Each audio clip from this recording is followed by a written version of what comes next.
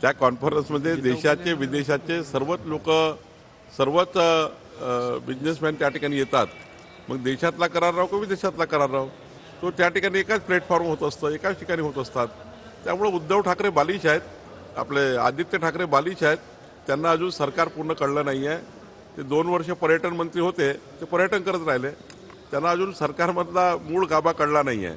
आणि देवेंद्रजींचं त्यांनी अभिनंदन करायला पाहिजे होतं की 17.75 लाख कोटी रुपये 17.75 लाख कोटी रुपये या महाराष्ट्राच्या पुढच्या गुंतवणुकीत त्यांनी आणलेले आहे।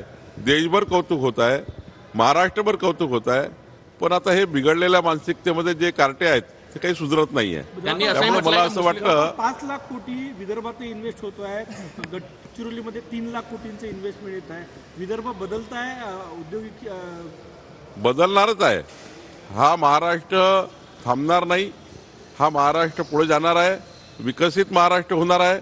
माननीय देवेंद्रजींच्या नेतृत्वामध्ये 14 ते 19 आणि आत्ता हे दोन्ही सरकार ज्या पद्धतीने चालले, मधात एकनाथ शिंदे सरकार, या महाराष्ट्राच्या विकासाकरता हे सरकार आहे।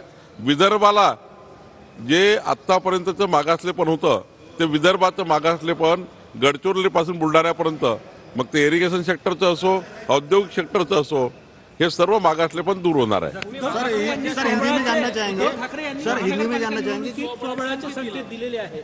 त्यांना ऑलरेडी शरद पवारजी यांनी काँग्रेसने सोडून दिला आहे आणि त्यामुळं त्यांना आता दुसरा काही पर्याय नाही, दुसरा काही मार्ग नाही आहे। उद्धव ठाकरेंना साऱ्यांनी सोडला आहे।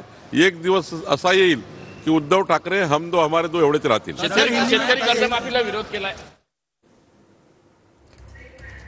तर बावनकुळे यांनी आदित्य ठाकरे यांना बालिश म्हटलेलं आहे। राजकारणाचा मूळ गाभा त्यांना समजलेला नाही असं बावनकुळेंनी म्हटलेलं आहे।